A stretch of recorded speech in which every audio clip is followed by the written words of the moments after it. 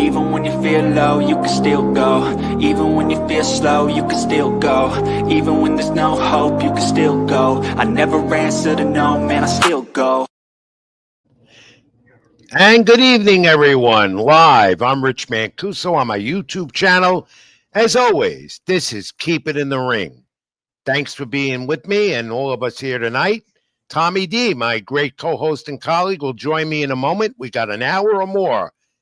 Lots of boxing, of course, on this Thursday edition, July 17, 2025. Like, comment, and subscribe to the YouTube channel, Rich Mancuso, String Punk Entertainment. Tommy D's information, he'll give that to you a little later. Like the Keep It in the Ring page. Read my content on latinosports.com, boxing and a lot of other things, and some other outlets I write for. Social media, my handles, X, Twitter, Ring786, Facebook.com, Rich Mancuso.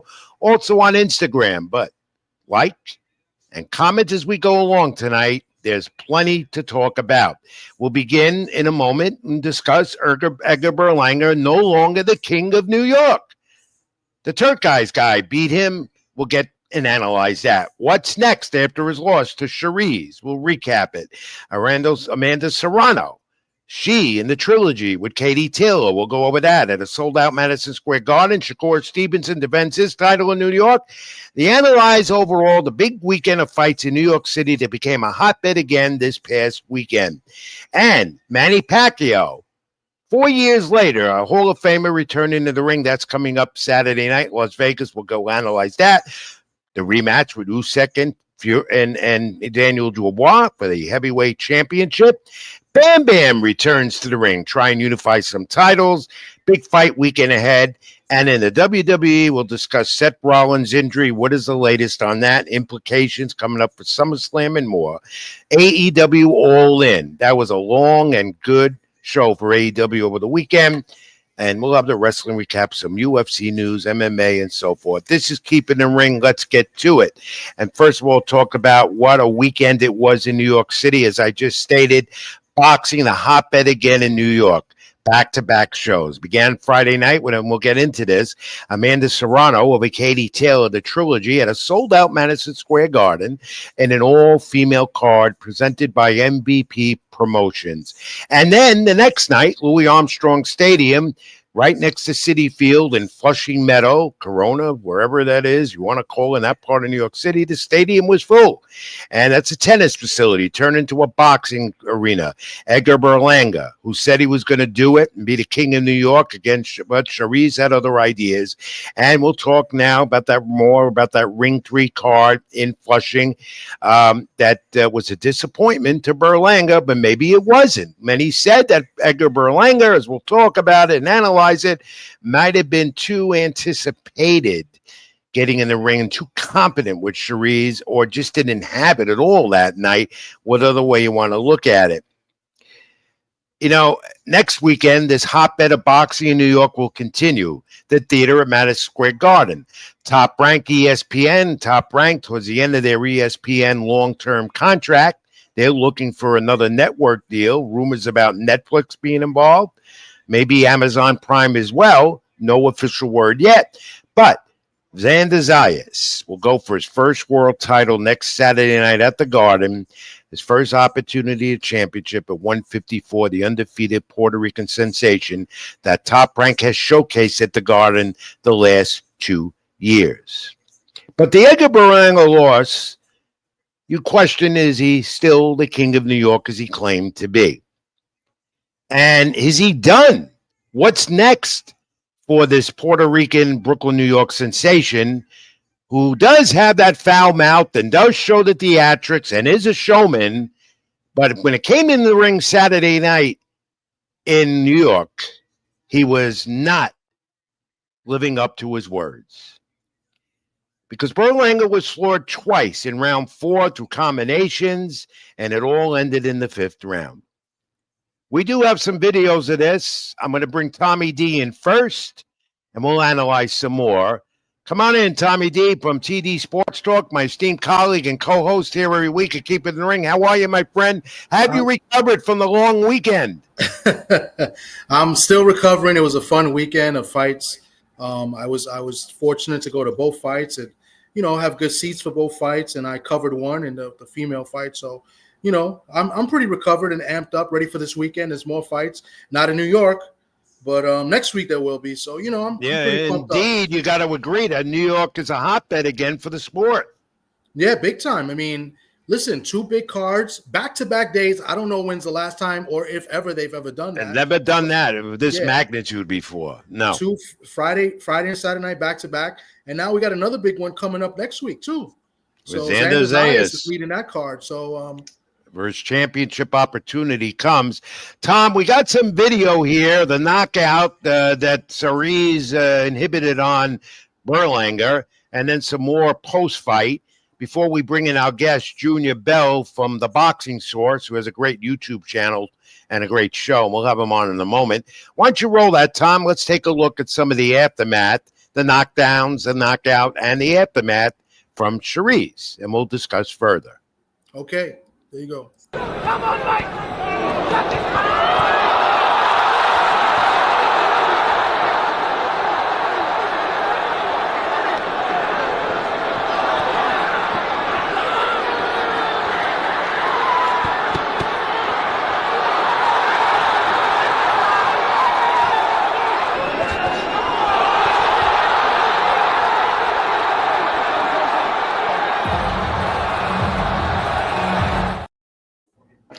That was an awesome display of power, and I don't think Edgar Berlanga knew that was coming.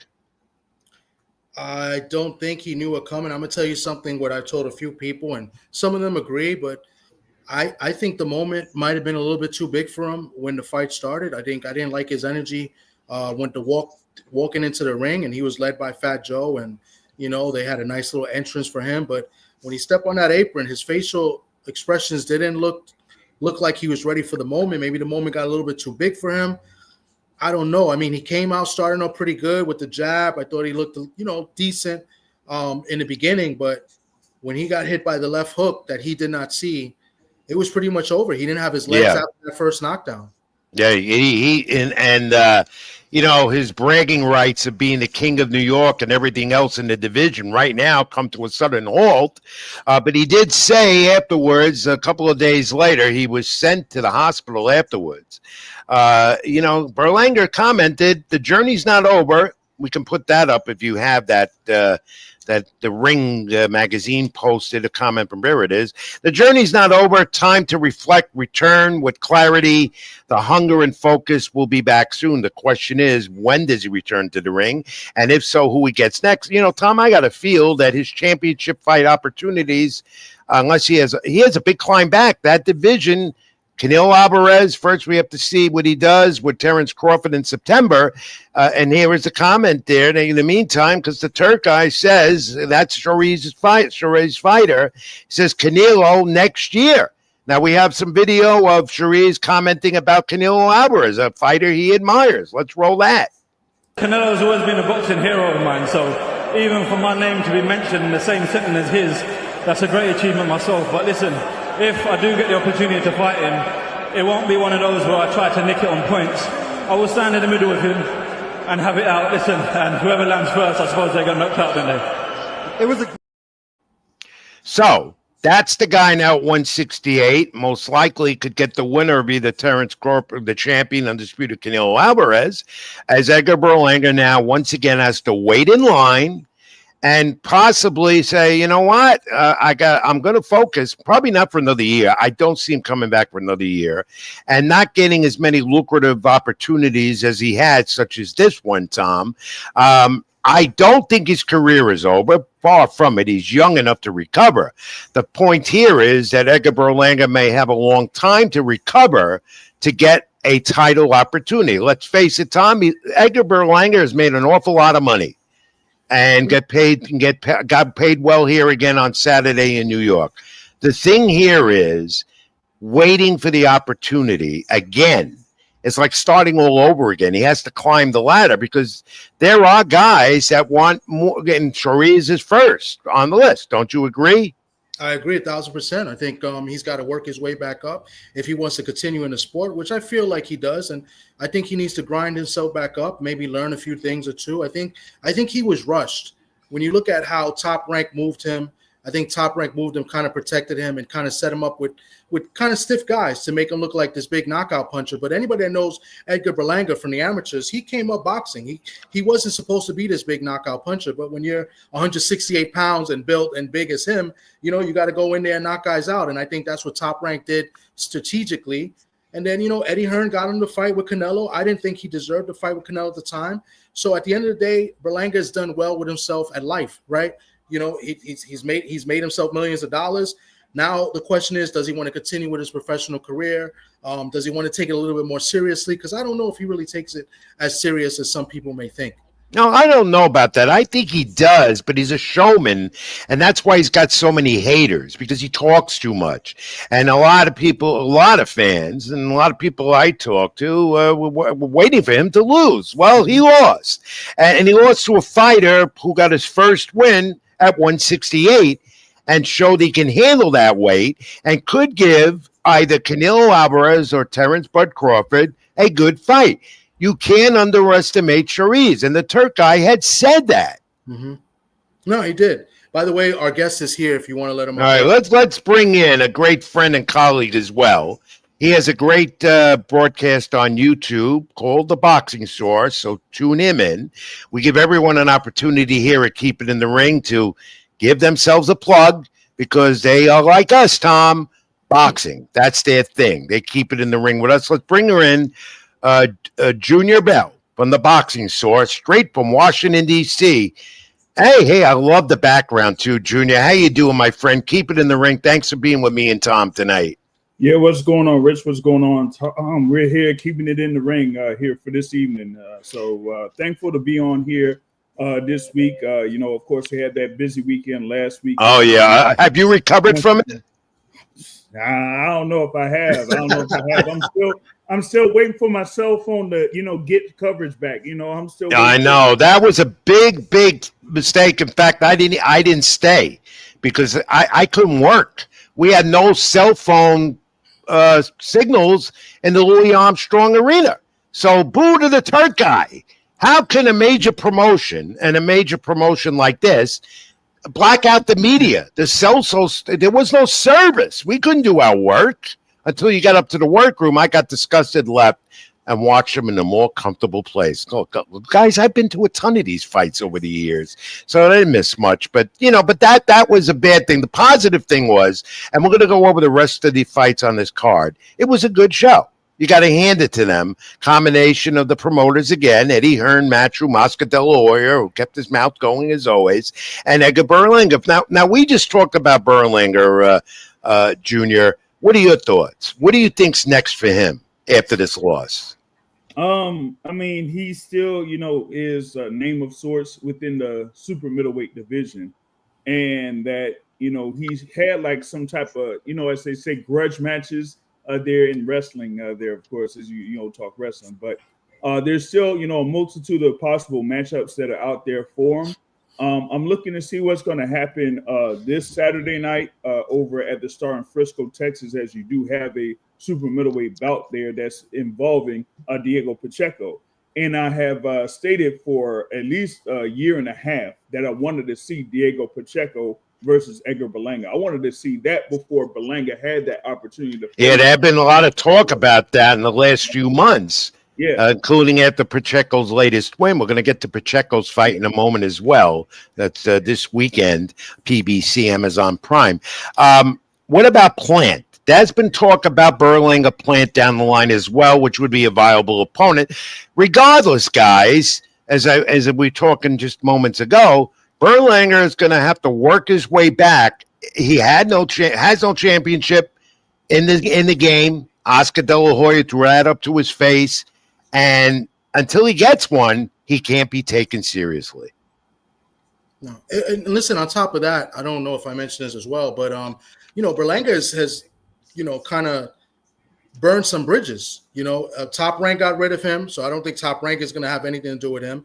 He said some bad things about Eddie Hearn after Eddie Hearn got him the Canelo fight, so I don't know if Eddie Hearn wants to deal with him. And then after this performance, does the Turk guy want to, deal with Berlanga as well? So I don't know. I don't know who's going to want to deal with him and help promote him. I need the Caleb Plant seems very intriguing. They both coming off losses. put them in. They got some history, on the, the social media platforms where everybody talks. So, let's see what happens. But I don't know. I mean, he's burned some bridges with some of these promoters. I don't know if they want to deal with him. Yeah. Your thoughts on that, Junior? What do you think? I mean, you talked about the Edgar Berlanga's upbringing under Top Rank, and with Top Rank, of course, you got Bob Arum there, but you also got two Hall of Fame matchmakers there, and Bruce Trampler and Brad Goodman. So they built him up to that certain level, as you said, with those knockouts. But then they had him matched up against like Damon Nicholson, and once you've seen that, you've seen like the troubles of sorts there with Edgar Berlanga trying to mix the whole thing with the boxing and the power behind it. So after they seen a few matches, then they let him go. Matchroom picked him up. Eddie Hearn got him with a couple of matches, was able to get him there against Canelo, and he got $12 million off of that. And after that, as you said, Edgar Berlanga had a lot to say, but Eddie Hearn said, "Hey, look, we got you the Canelo fight. You wanted to have a one-off, after that, if you lost, we provided that for you. So we had our end of the deal. We did what we wanted." It's difficult to comprehend that, guys. These promoters made him a lot of money, and yet he badmouths them, and he leaves them because he wants to be his own boss. And I'm granted, I am not badmouthing the guy's boxing skills. They're good. They're good. They may not be the best at 168, at least for now, but he has this tendency of mouthing off too much, and that causes a lot of negativity with a lot of people in the business, including us, the media. It just gets out of hand with him. Yeah. Yep. I totally agree. Anyway, he was the first fight on this night there at Louis Armstrong, and he didn't like that idea. More about his, he loved that idea rather because of his ego. But the WBA lightweight champion Shakur Stevenson, who had to put on a show, did. He was the main event, title defense against William Zepeda. Stevenson said he took more punishment than usual in his defense. He used the ring to his advantage. Take a look at these punch stats. So let me tell you, 272 of 979 punches, a 27.8 percentage according to CompuBox. Zapata landed 22.6 punches per round. He stayed right in front of Zapata. That's what Stevenson did. Stevenson won 10 of 12 rounds on two cards, 11 of 12 on another judge's card.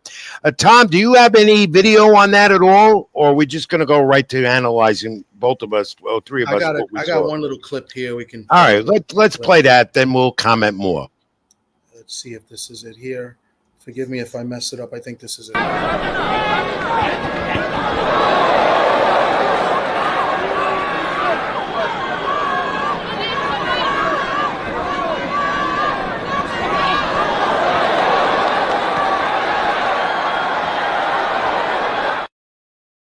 Now, guys, that was definitely the Shakur Stevenson we want to see. And I want both your thoughts on that. Tom, you first.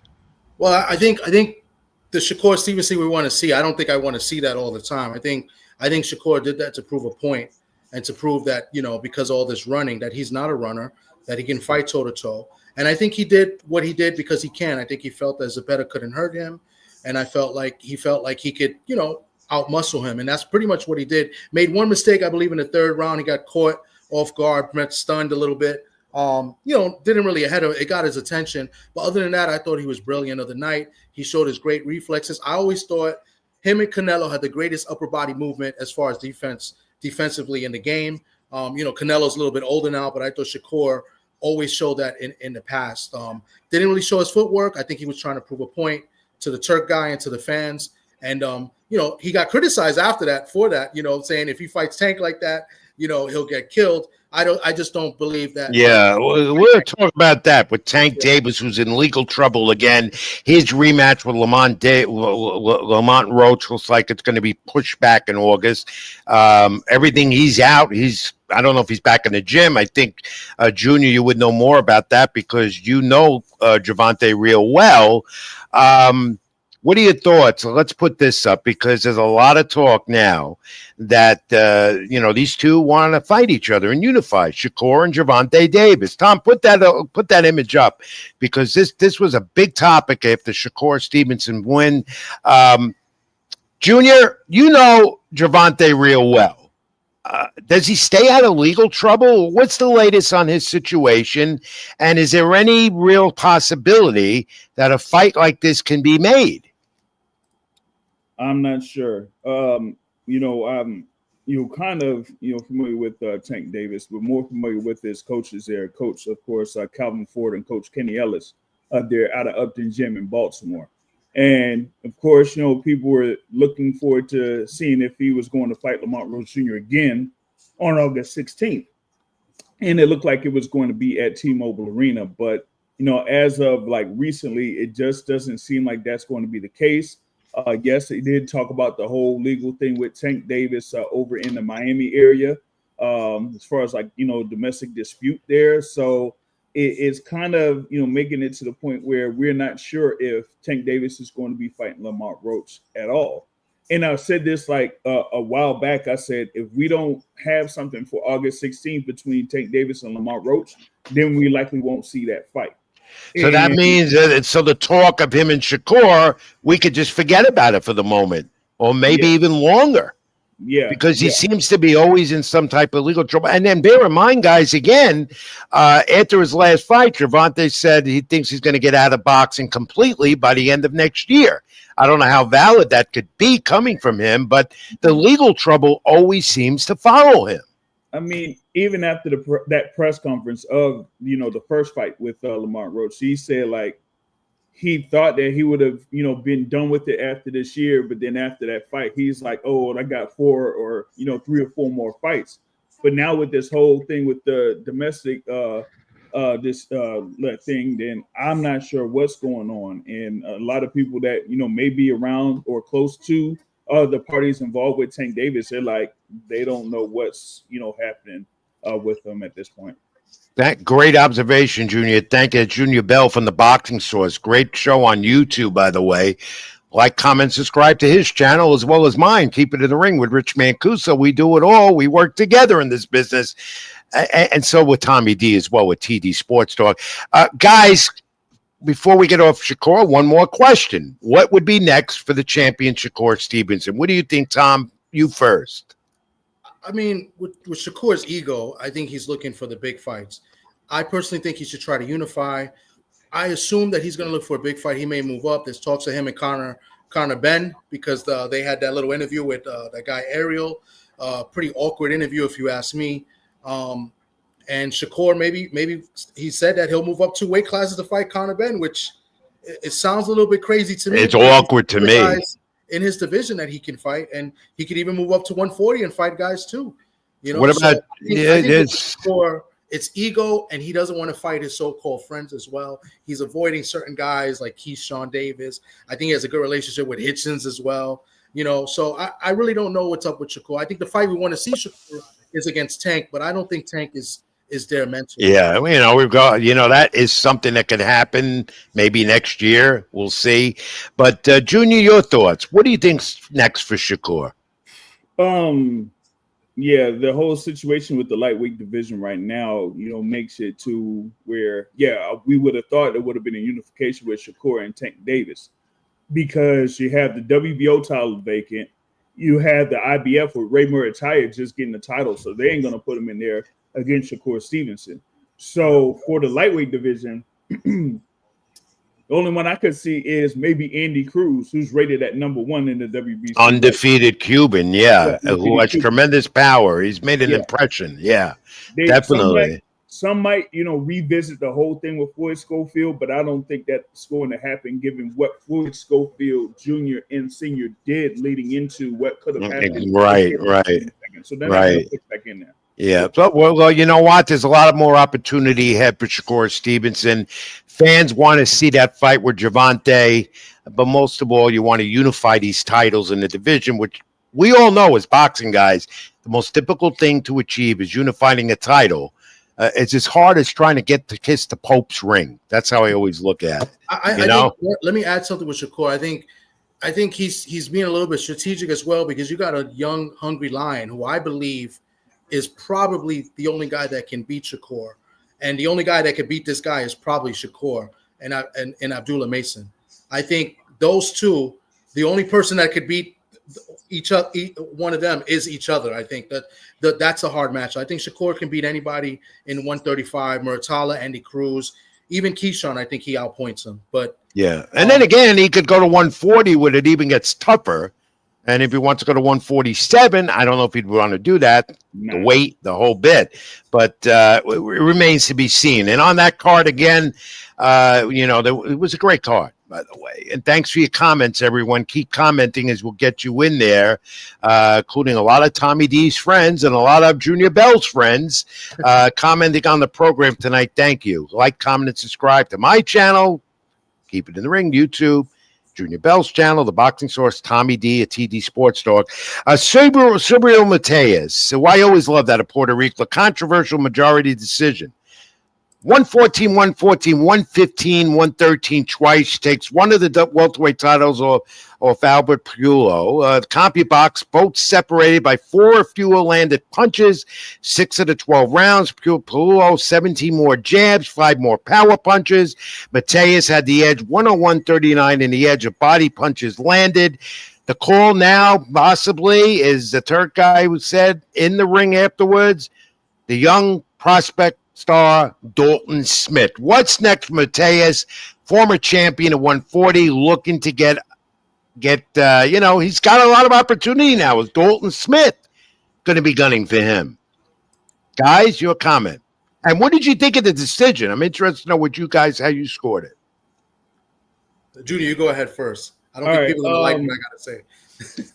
It was a fairly close bout, but I felt like in the opening half, that Puello didn't do a good enough job of trying to keep Mateus away from him.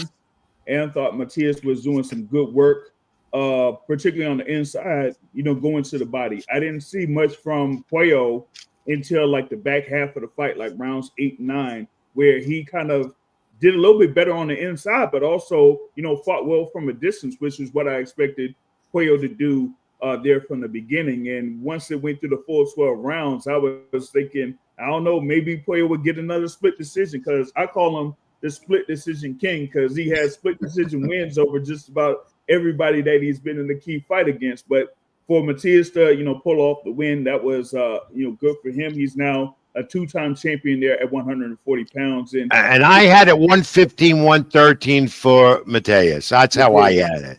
Yeah. And the thing with the Dalton Smith, I mean, I don't know, because I ain't really followed Dalton Smith, so I'm like, who is? Yeah, he's a relatively unknown. He really is. So he's undefeated guy in the UK. He's a solid come forward fighter. He has a little bit of skill, kind of a little bit of Liam Paro in him as well.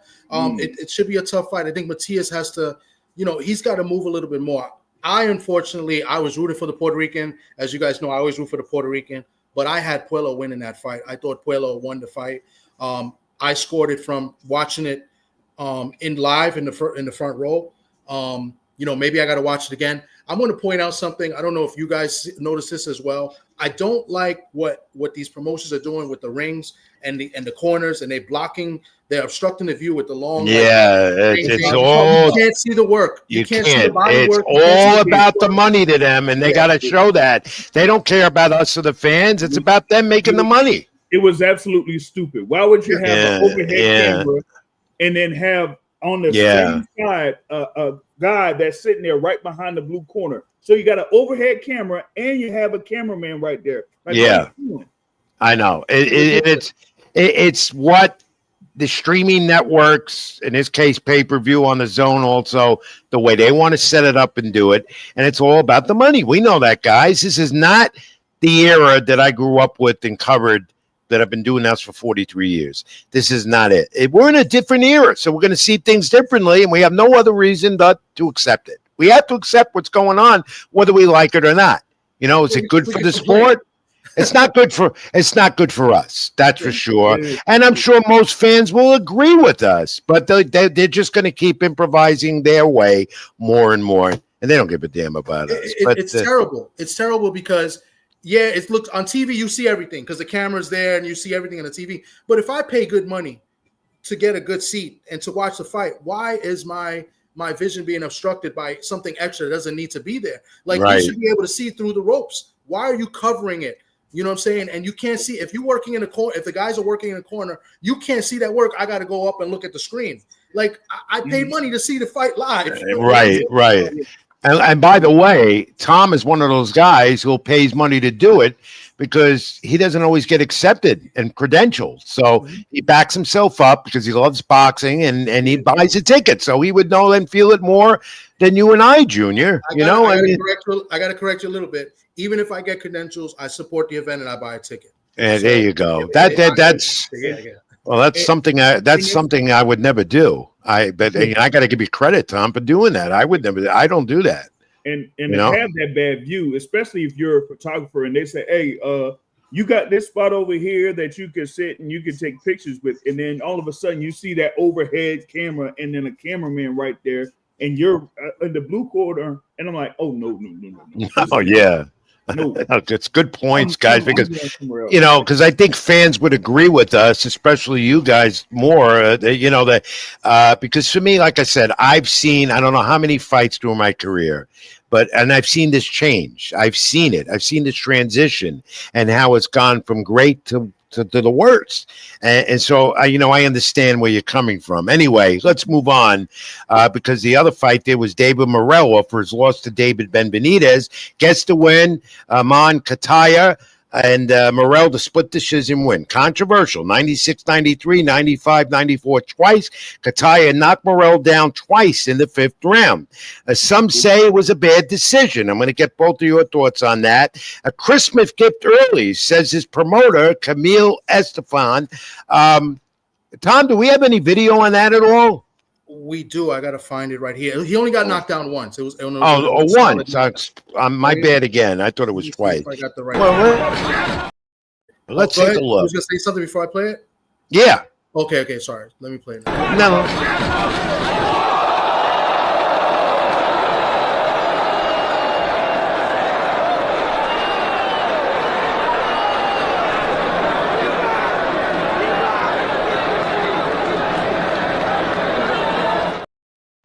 Oh, we know David Morel's got power. We know what he can do. We saw with Ben Benitez how we hung in there with him.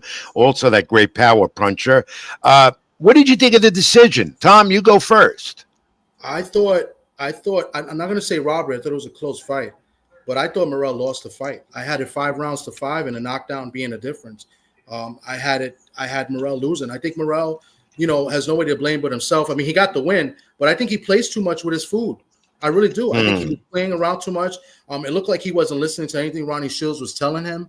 I have to watch it again on TV just to see when they show the corner. I have not watched it on TV yet, but he plays too much. He's over there showboating to the crowd, and he's not finishing his work, in my opinion. That's what I saw, and I thought this Russian was on the attack. I thought he was more effective.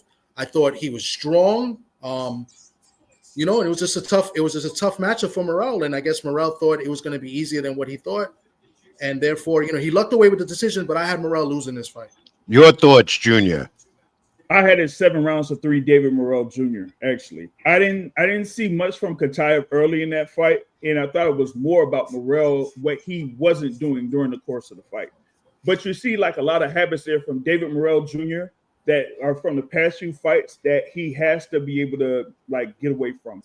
That particular knockdown happened because he doesn't necessarily use his defense very well. He'll move around with his head, but when he's on his high guard, he has a wide stance with the high guard. So you have multiple points where you're able to score against David Morel when he has a high guard.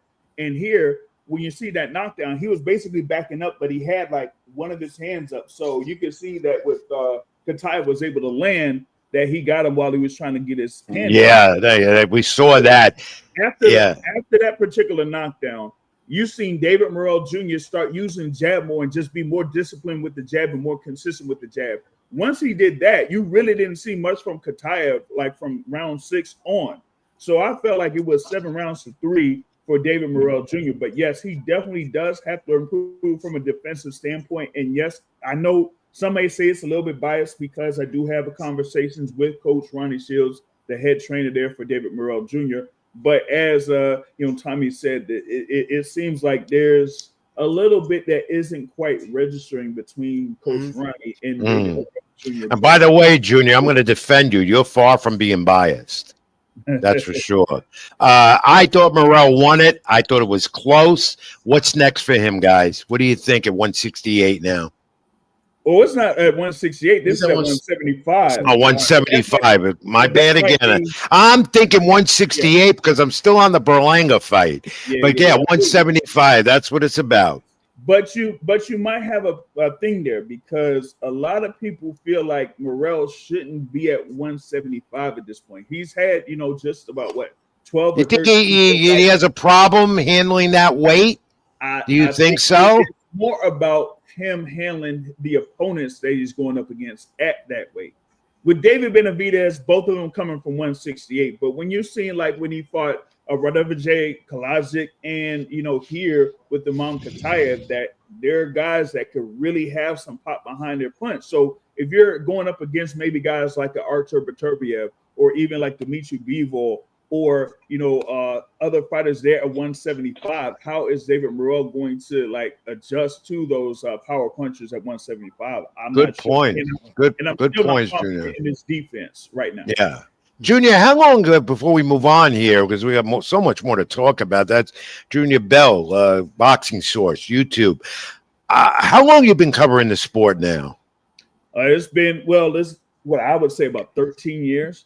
That's a long time for them in this business because you definitely know you keep it in the ring. You definitely know the sport, the ins and outs. Let's talk, guys, about David Benavidez. He was in New York City this week, all a part of the show, the Ring 3 card there in Queens, but to announce his light heavyweight defense against Anthony Yarde, November 22nd. That's a mega fight, maybe coming more for him. He's talking about this mega fight, too, other words, with Canelo Alvarez again. So here we go again. He said him and Alvarez could happen. I thought he just got this all thrown out of his head. It could happen if the price is right. He said he said this week, he says Canelo wants $300 million. But first of all, we got to look at Canelo and Crawford before we even talk about that. But is there any possibility, guys, of this fight ever happening now that there's talk about it again from Benavidez? It seems like he's obsessed with Canelo Alvarez, despite him saying, no, I'm moving on. I'm moving forward with it. Tom, your thoughts? I don't think we'll ever see that fight. I think it's clear that Canelo doesn't really want to fight him. He's got to, Canelo's already, it looks like Canelo's got 2 fights already lined up. He's got the fight with Bud coming up, and it looks like he's got Shiraz after that. So I just don't see Benavidez coming back down to 168, 2 years later, a year and a half later. I don't get it. I think he needs to kind of just go ahead with his career and at 175. Now, mind you, I do believe that Bivol just ducked Benavidez. I think Bivol should have fought Benavidez instead of looking for that third fight. That's just my opinion. I think this is something new that we haven't seen. We already seen. I know it's cool. We want to see the trilogy, but we can always go back to that trilogy later. We've already seen it twice. Let's see something different. Benavidez and Bivol would have been a great super fight, and I think Bivol, in my opinion, just ducked Benavidez. Your thoughts, Junior?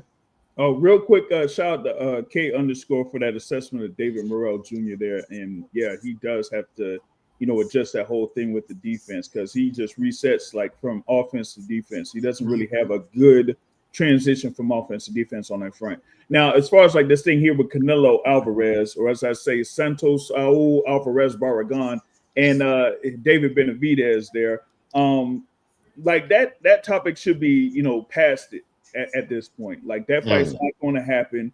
You got Canelo facing Terrence Crawford on September 13th. And then after that, like y'all said, it looks like if he gets through with Terrence Crawford, he's going to be facing Hamza Shiraz in another one of those Riyadh Season Ring Magazine events. That's what it's all about, isn't it? And for David Benavidez, he should move on, continue to campaign in 175. He does now have the WBC light heavyweight title here at this point, and now going up against Anthony Yarde, he could, which is not going to be easy fight, by the way. That's a great fight coming in November. Yeah, it's not. That's going to be a good fight. That's going to be really good. So good thing there. But now let's look. This weekend, as I said, the hotbed of New York, this past weekend, sold out Friday night, Madison Square Garden, all-female card brought to you by Jake Paul and MVP Promotions. And, of course, the Trilogy. And we're not going to see them fight again. Amanda Serrano, Katie Taylor.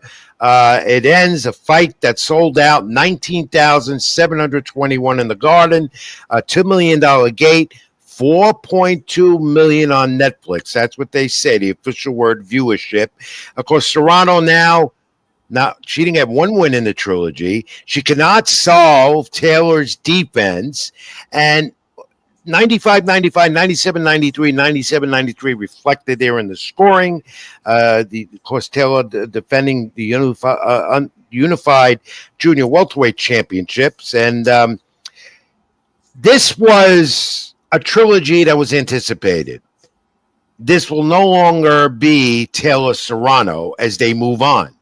Yet, Tom, you have video of some of Amanda Serrano's comments after the fight, thanking fans, thanking everyone. She's a credit to female. I just have a little clip of the fight, I believe. Well, let's take a look at it. But she said she's thanked the fans, and by all means, guys, Amanda Serrano propelled female boxing. Her career is not done. She just probably won't have a big money fight like she's had in the Trilogy with Katie Taylor. A credit to female boxing. Of course, Jake Paul, MVP, a big part of this. Nothing bad to say about Puerto Rico and Brooklyn's own Amanda Serrano. Tom, have you got anything else on it? Because you could see she was disappointed. She was disappointed. I don't have no video of Amanda. I just have pictures. I do have, I thought I wanted to bring up the atmosphere in the Garden was great. And Junior, I missed this one, but Junior, you were there as well. Nah. Oh, you weren't there. You skipped that one. All right, yeah. Tom, then Junior, give your comments about Amanda Serrano. But first, Tom, tell us about the atmosphere and what else went on there. There were other, 5 title fights. I missed it as well. And give your opinions about this entire MVP all-female card. So basically, let me just go. So I thought the event was great. I thought the atmosphere was awesome. Here's a little video of just just them getting hyped up real quick. Ladies and gentlemen, live from the Mecca of boxing, Madison Square Garden, New York. The atmosphere was great. Now, I will say this: the main event and the co-main event to me was a little bit underwhelming. I was really excited for the co-main event, but the rest of the show I thought was great. I thought we had great fights. The fight of the night, Shadaza Green against Savannah Marshall. I thought that was a great fight.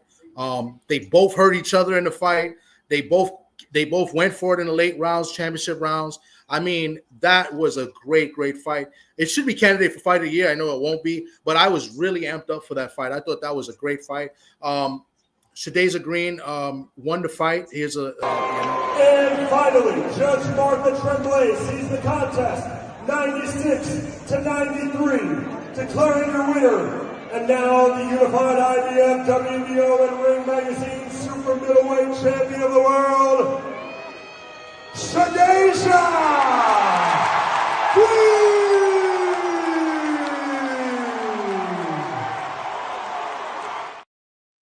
She had a little moment. She broke down in tears. She got down to one knee. I thought that was an excellent event, excellent match. I mean, I was fired up for it. It's just the undercard. The main event, the co-main event, a little overwhelming. Alicia Baumgartner, she won against Jennifer. What was it? Miranda. I thought that was a closer fight than what the scores were listed. I thought some people thought Alicia lost. I didn't go that far. I thought it was a close fight. I thought Alicia did win, but the scorecards, I think it was 8 rounds to 2 by both judges, and maybe one judge that had it 9 rounds to 1.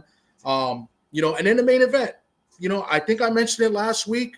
I don't think Amanda was all that, ready for this fight. I think she's took a lot of damage in the first 2 fights. And I think she's up there in age. Even her speech just seems a little bit off to me. Yeah, I think much slower. I noticed that. I think it was pretty much a money grab. and she fought like it as well. She basically fought Katie's fight.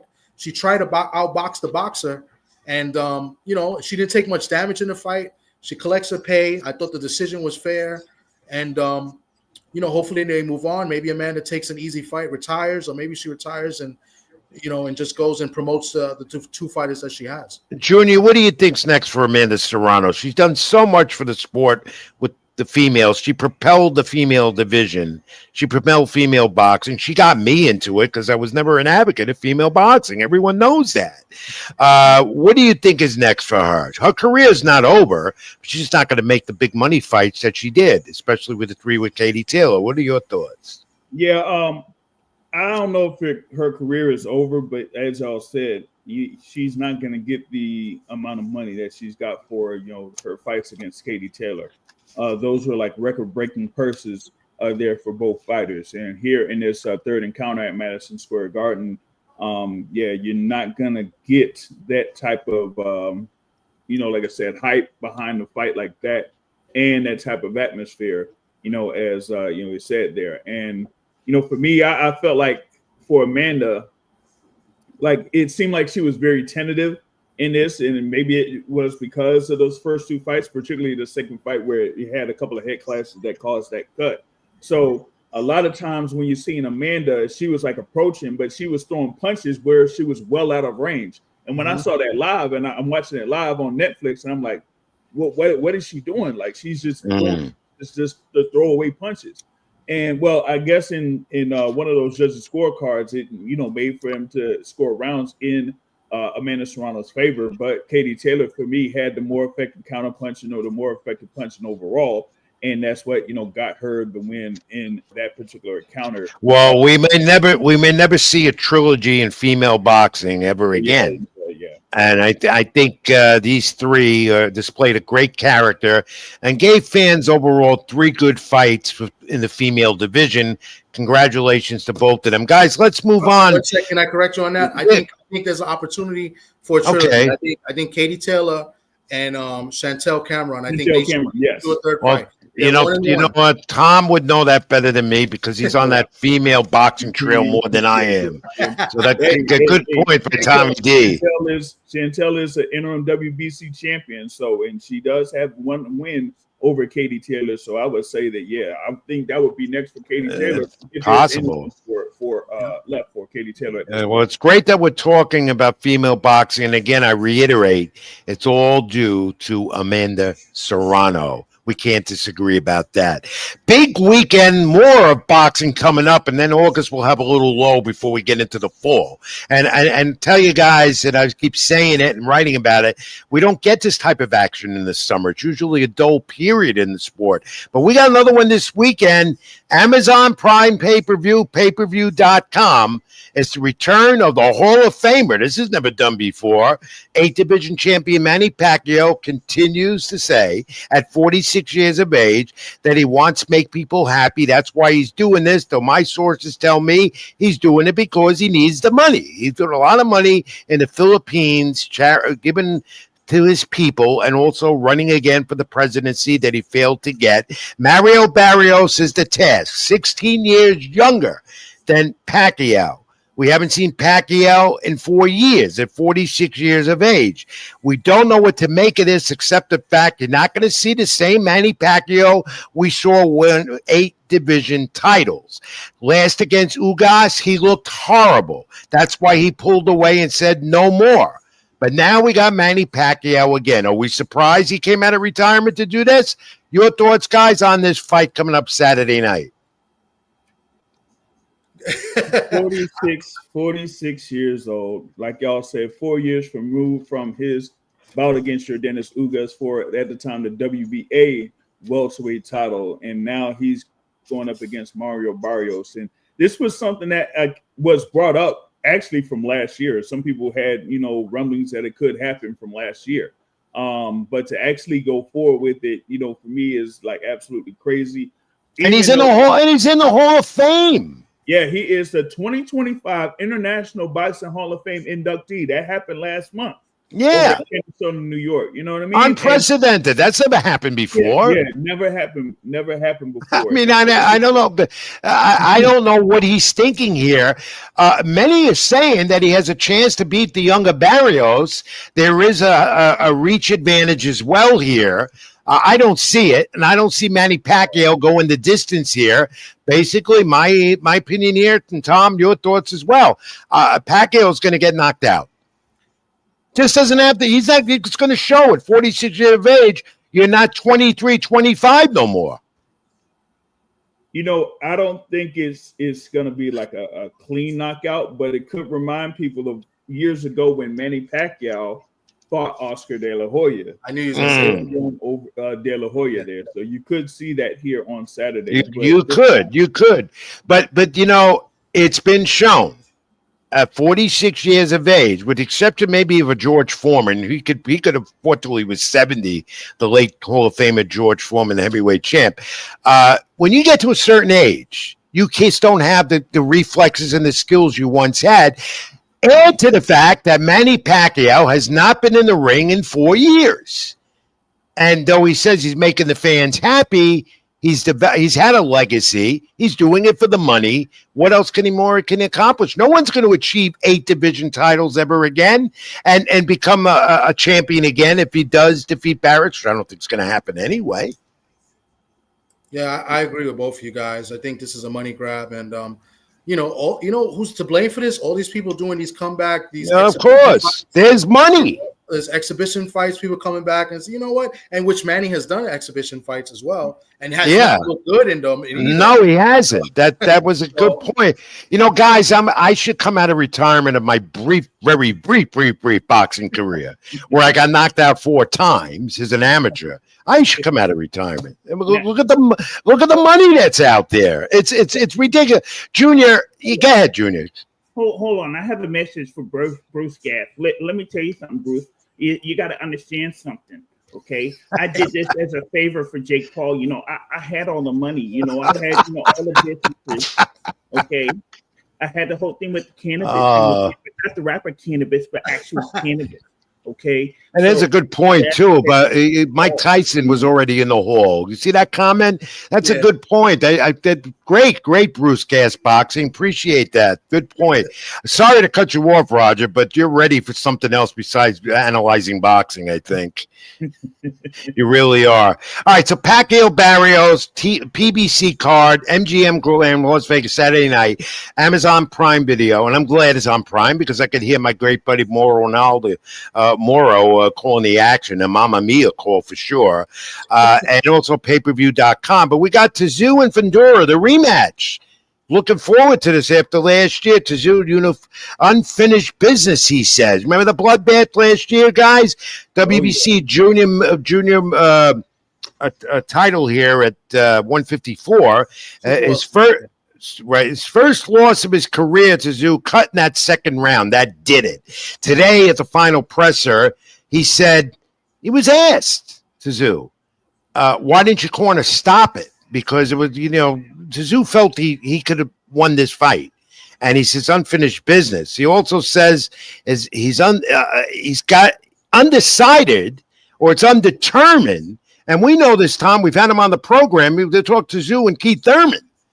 But first, the rematch with Fundora, which way do you think this one will go? Will it be like the first one? Will there be a bloodbath? Will it be as exciting toe-to-toe as the first one with the lean Mexican, what do they call him? The Mexican, what do they call Fundora? The Towering Inferno, who I love.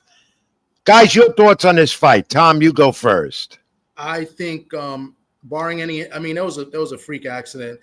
I believe he got cut with the elbow. And I think Tszyu was on his way to winning that fight. I think, and I spoke about this many times, I think his corner did him a total injustice. And remember Fundora was a fill-in for that fight. He wasn't supposed to fight Tszyu. Right. He was supposed to be Keith Thurman. Thurman got hurt. Fundora came in. Fundora coming off a loss. I had Tszyu, ready to win. I thought Tszyu was going to stop this guy. We didn't see, first 2 rounds, I thought Tszyu won easily. I got Tszyu in this fight. I think Tszyu comes back. He's coming off a loss as well. Barring any freak accident or freak cuts, that was the worst cut you could get. I had Stitch Duran speak about it as well. Those are the worst cuts, right in the forehead. It hits a certain vein, and you cannot stop it from bleeding, no matter how good of a cut man you are. So I think it's gonna be won't be as similar as exciting as the first one, but still exciting and a good fight. It's the rematch, and could they be headed to a trilogy? Because that seems to be the thing with boxing today. Your thought, Junior? I have Fundora winning by knockout or technical knockout by round 6. I see that with an 8 that he knocks him out. The thing with Tim Tszyu, that cut from the people's elbow, Fundora's elbow, like really affected him. And he kind of had that mental effect in his fight against Bakr Murtazaliev. And in that one, he just got trounced by Murtazaliev. And a lot of people didn't expect that. And even with this fight against Joey Spencer that he had earlier this year, it almost seemed like he still like had that in his mind as far as like the, having that major cut. And for me, I think with Sebastian Fundora, after his fight against Tim Tszyu, he had the fight against Cordell Booker earlier this year, and he really performed like he is supposed to perform at 6'6" with the reach that he has. So he was working off of the jabbing and building from that.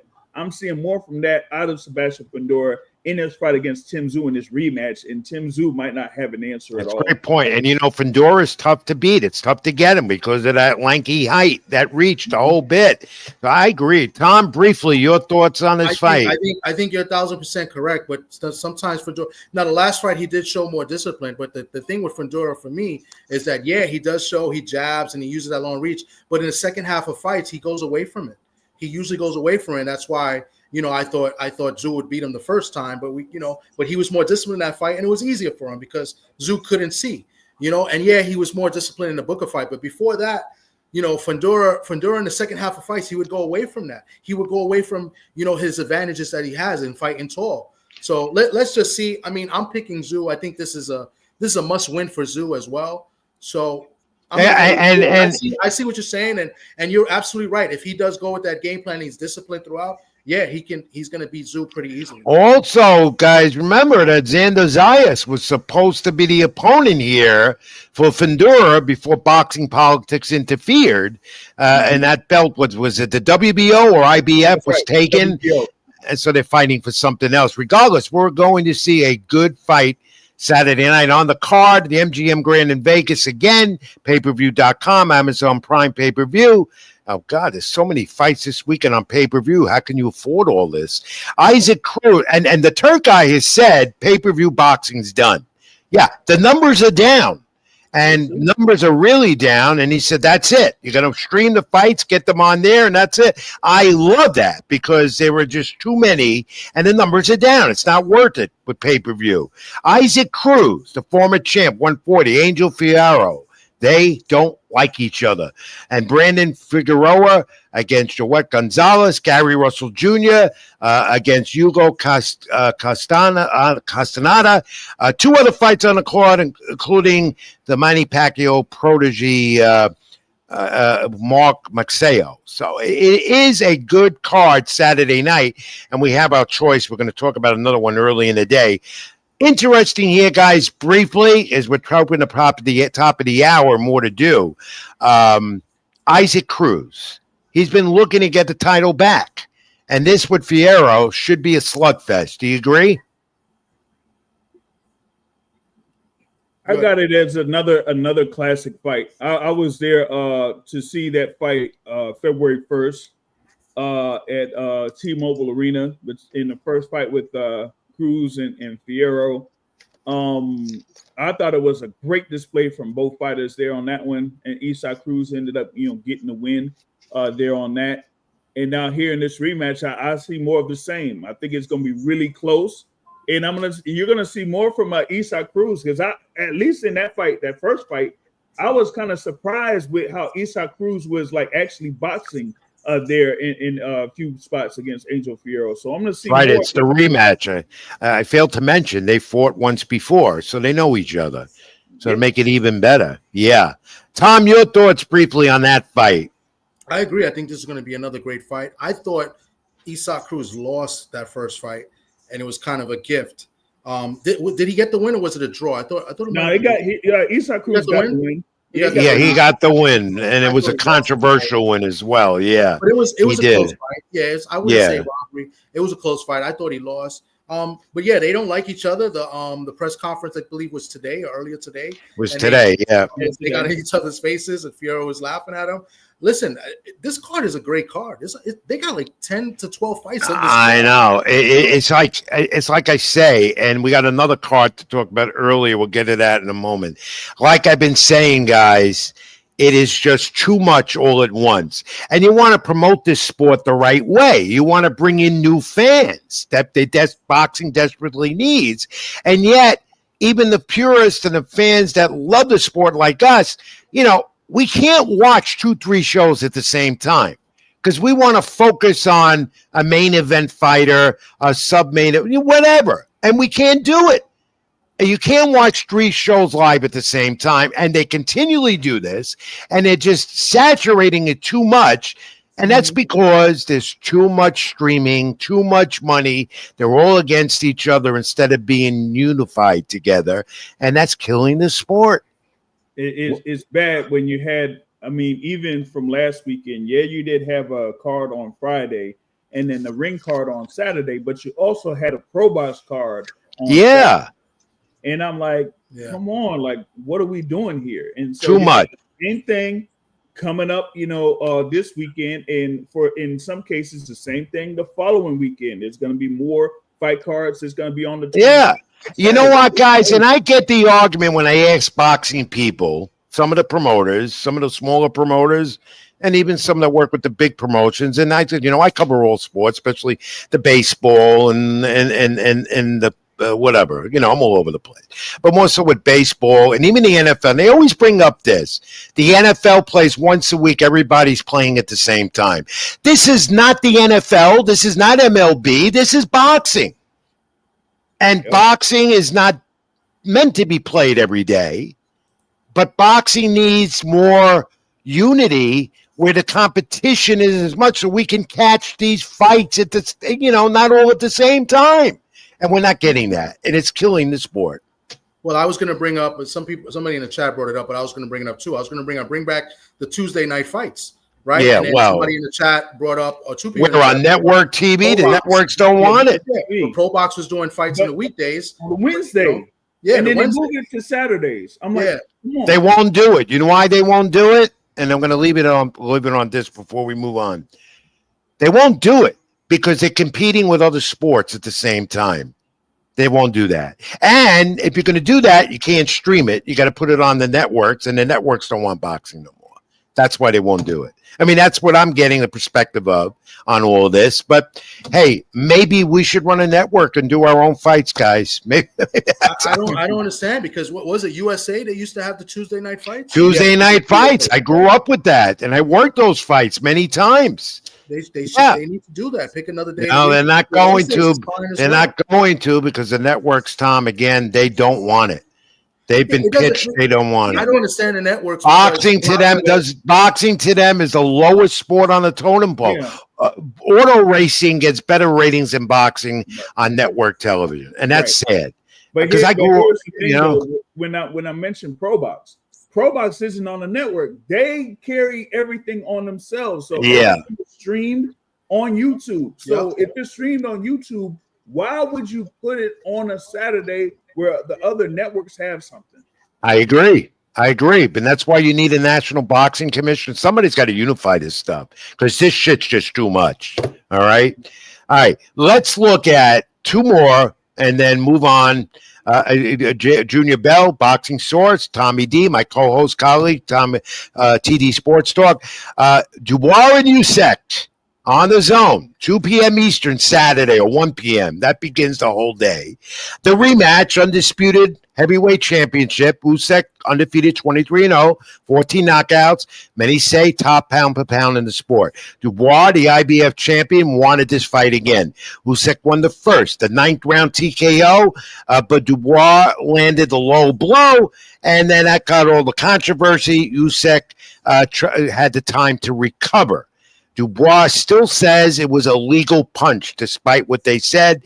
And Dubois won his last three fights, winning the IBF title after that Usyk vacated. So here we go again, guys. But we do have a heavyweight title undisputed, and Tyson Fury's not a part of it. Anthony Joshua's not a part of it, though they might be there in the UK.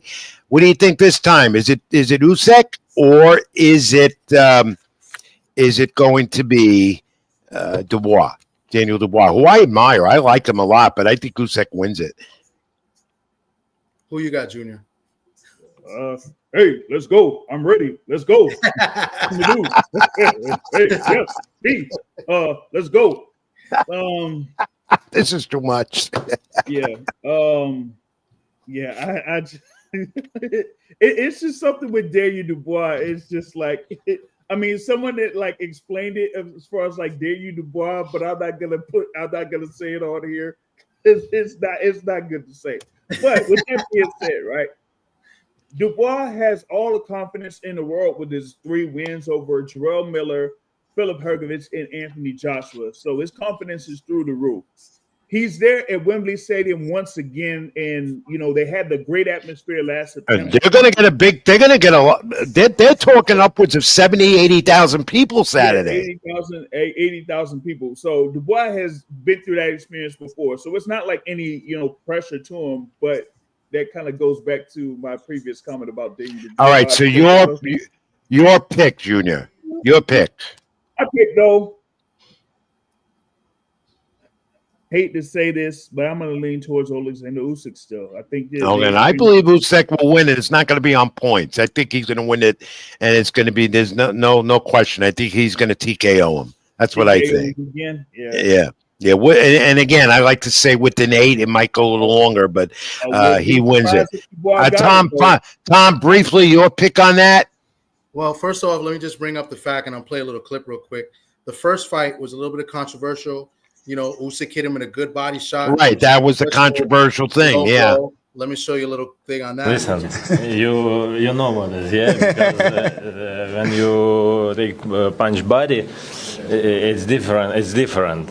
But when you punch the blow, it's feel. Okay, very feel. I'm sure. Was that the real Usyk guy, or was that Tommy? Was that Mr. Bell over there? No, that was Usyk. Listen, the first fight was a little controversial. I thought it was a legit punch. That referee was terrible. Pabon from Puerto Rico. I got to hold that L for Puerto Rico real quick. That was a bad job of reffing. He was telling them, stay down, take the full 5 minutes. He was encouraging them to take all the time in the world. It was so bad. But with that being said, I think this is going to be a great fight. I think if Dubois got any chance of winning, and I think I can see him doing this in the first 3-4 rounds, he's going to come on strong and he's going to put the pressure on Usyk. But the thing with Dubois, if he doesn't get him out of there within the first 4 or 5 rounds, that gas tank. And Dubois fights. And it's going to be, not to cut you off, Tom, because we're running out of time here and we got a lot more to do. But it's getting lost in the shuffle again, as we talked moments ago. This is a unified heavyweight title fight.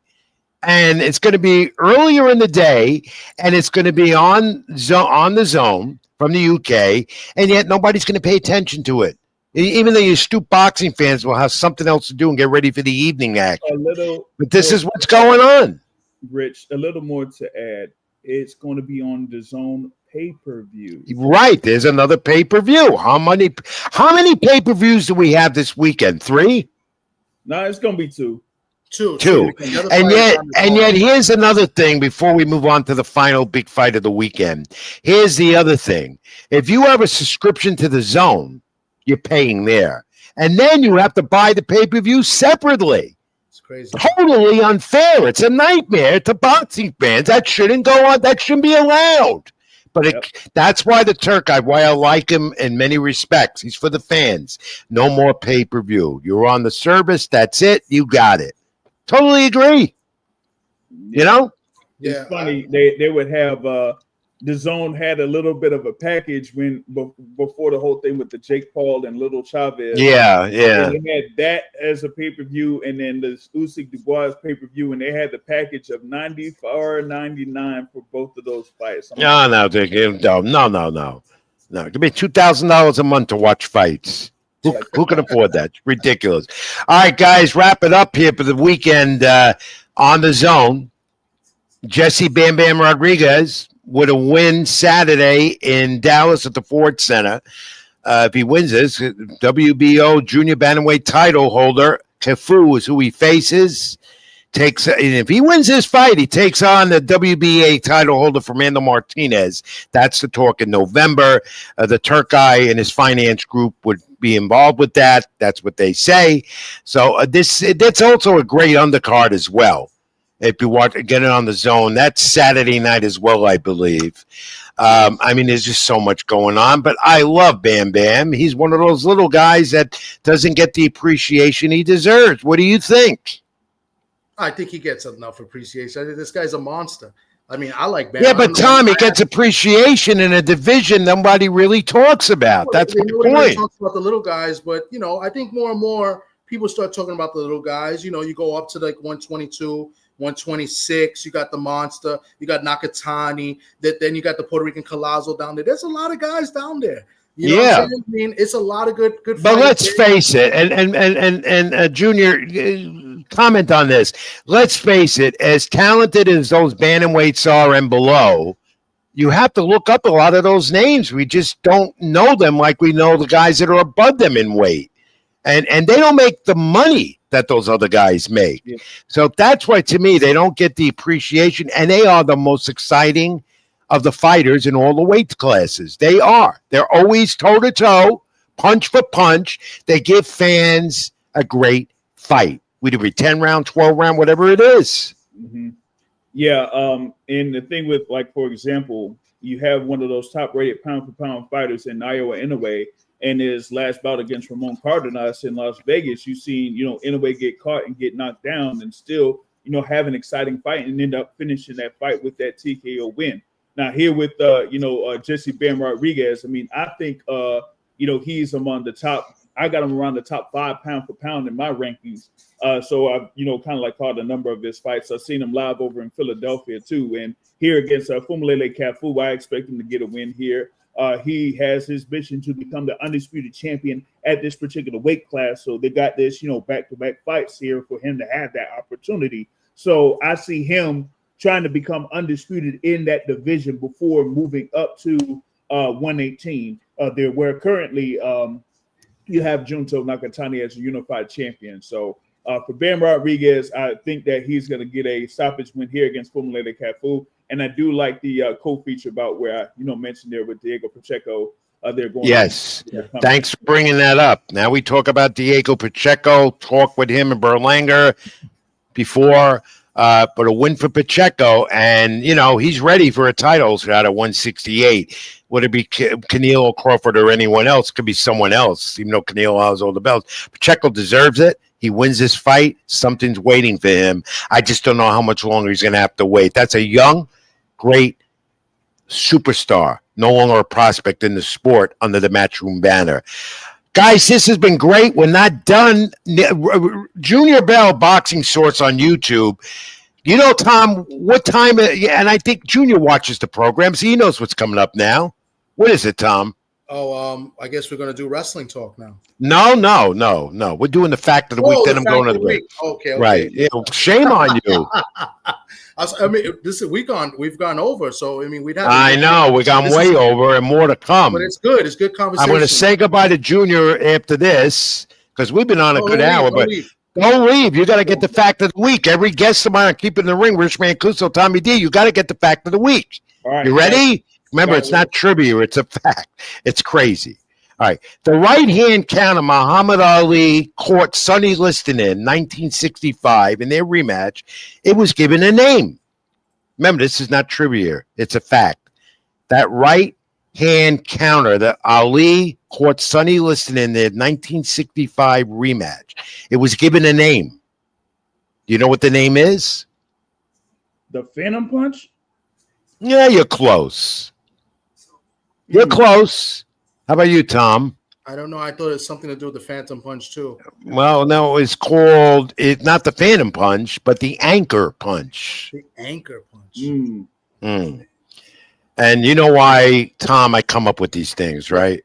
And Bruce Gass, by the way, he's a historian too, and he said the Phantom Punch. So I'm gonna have to check you on this, Rich. Well, check on it because I've got the Anchor Punch, but maybe it is a Phantom Punch. And if Bruce, you're right, we're gonna meet. Okay, and I'm not gonna meet him with a Phantom Punch. It's gonna be a handshake. Thank you. Yeah. Well, he said also heard the Anchor Punch as well.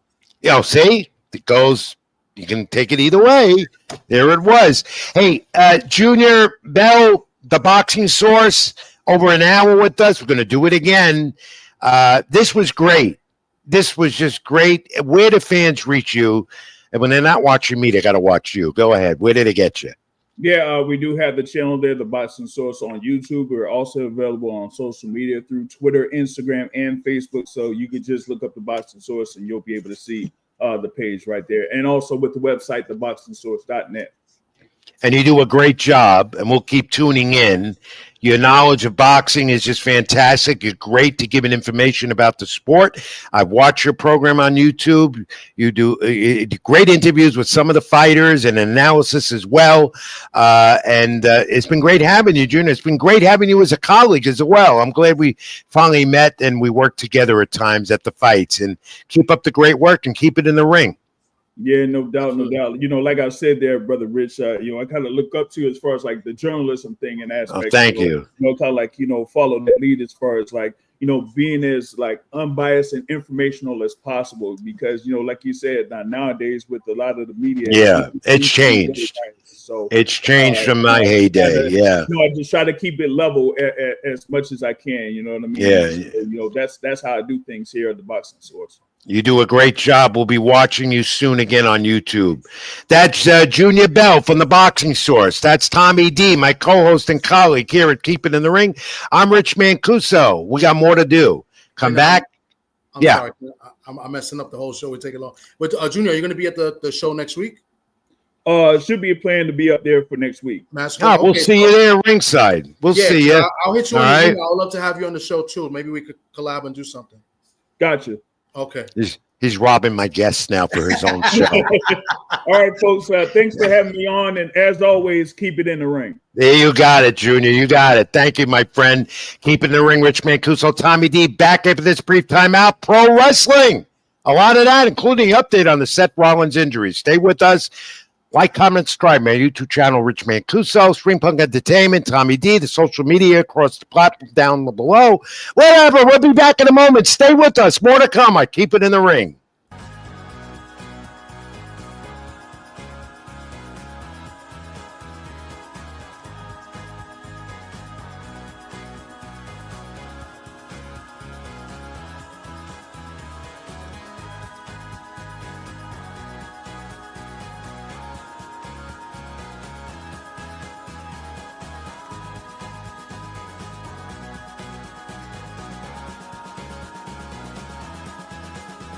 Even when you feel low, you can still go. Even when you feel slow, you can still go. Even when there's no hope, you can still go. I never answer to no, man, I still go.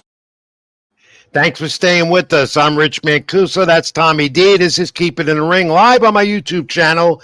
The Boxing Long Hour or More. We did that. Thanks again to Junior Bell. That was great, Tommy. Glad we had him on.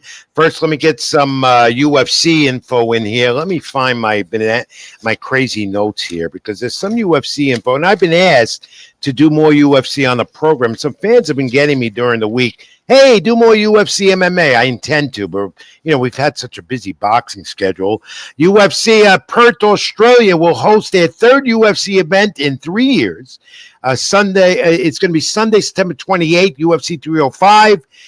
The middleweight champ Duplessis defends the title for the first time. He won the title by submission, by the way, just months ago. And here now, Dana White says this about that guy, John Jones. He says he's unretired. And Jones had said he retired. The fight with Espinal, maybe that's finally going to happen. And he said Dana White says he's unretired and the UFC testing pool. So let's see what it'd be great to see John Jones back, and maybe then head to a career with TKO Endeavor and WWE. All right, Tom, ready for the pro wrestling? No Robbie Rebel. He's too busy for me now. We can't talk. Hey, and you know what? Today was a good day for him not to come on because he would have been mad at you today. Well, you know what? Been upset. You know what? And if he's watching me or not, I'm going to tell you right now, I don't miss him. I don't, because I got to rush through to get to him because he's got to go to sleep early. And I know he's got a match coming up this weekend in Queens, and he wanted me to show up. I might surprise him. We'll see. You know what we should do? I think we should do like a little recording of him during the week, and then we could just play that recording. Yeah, I'm thinking of that too. Yeah, we could do that. But I've got other pro wrestlers on the circuit that want to do what he does, and it doesn't have to be. And I could name it something else. I mean, I want him here every week, but he seems to be too busy for me. I mean, I want to know what fans think of him because they like him when he's on the show as well. They love him. I'm telling you, they love the Robert. I know, and I love him too. Don't get me wrong; it just can't make the time for me no more. All right, Tom, let's get to the pro wrestling. I know you're not much of AEW, but we'll do WWE first, okay? And the first thing we're going to look at is this big weekend. Here's another thing. WWE and AEW competing with each other. You had NXT, you had Women's Evolution concluding it Sunday night, and of course, you had Saturday Night Main Event. We're going to try and recap this as brief and quick and give an analysis. And so, conflicts in wrestling just as much in boxing. What the ratings end up to be, I don't know. Saturday Night Main Event did not do more than 1.5 million people, so it wasn't widely viewed. Stephanie Vaccaro, she's got a shot now at the women's title. That came out of Evolution, a great female card. Naomi cashed in a briefcase. Naomi is now the WWE Women's Champion. We expected her to cash in, but not that quick. Io Sky and Ripley, she did it then. And then we shipped to let's go to Saturday Night Main Event because a lot transpired Saturday night on NBC and Peacock to get to SummerSlam, which is just a few weeks away. 2 nights, MetLife Stadium, East Rutherford, New Jersey. And this was coming. This was coming. But this wasn't coming, and to be determined when he'll be back, and it don't look good for Seth Rollins. And we have an image of Seth there, very disappointed, very aggravated. He even cursed when the injury happened on the springboard and bumped up a knee that was already bad. And he's walking around with a brace now and a cast, waiting for an MRI till the swollen knee or whatever goes down. I'm asking a few pro wrestlers during the week, was this a work or was this real? They looked at it with me together and said, no, this is not a work. This is real. Seth Rollins is legitimately injured. A key player there with the new faction in WWE. And for SummerSlam, where do they go from here? Well, Roman Reigns reappeared. He's going to form his new faction, the OTC1. And already Paul Heyman is running scared. Now, Tom, what are your thoughts on all this? You follow WWE. Roman Reigns' new faction against Seth Rollins now out of the picture. And they were looking at doing Rollins and Roman Reigns. Well, that's not going to happen. What do you think about all this, Tom? I think it just, things happen. It's unfortunate. I think I even think the ending of the Goldberg-Gunther match was messed up because of it. It seemed like, in my opinion, I could be wrong, it seemed like that Rollins was going to cash in. And maybe Goldberg was to win, and Rollins would have came in and cashed in later that night, and then Roman Reigns was supposed to be scheduled to come in. I think that was part of the plan, and then everything changed. Everything changed, so Roman Reigns had to come in, I believe, on Monday Night Raw rather than Saturday's Night Main Event. So I don't know. I don't even know who the faction is going to be with, because it was a little interesting. He's there with his brother, with his cousin Uso, and then CM Punk. The report today, the rumor is Roman Reigns and Rikishi will be the new Paul Heyman for Roman Reigns, and there'll be more of this bloodline and a family involved in this. That's a report. Rikishi talks a lot on social media about how bad the WWE is moving his sons and stuff. So I find that very interesting that they're going to let him be involved. It's rumor, and wrestling is rumor, but there's talk about that, and that Rollins not going to happen, but Reigns will have his faction against the Seth Rollins faction is obviously going to get someone else in to be determined. It had been talk maybe Ricky Saints, who was Ricky Starks, who's in NXT, as being one of them. I don't know. I don't know where they're going. It's just we do know this. It's chaotic there with the Rollins injury that was unexpected. And that's unfortunate because this could be career ending as well. He's got to wait for the MRI to see where it goes.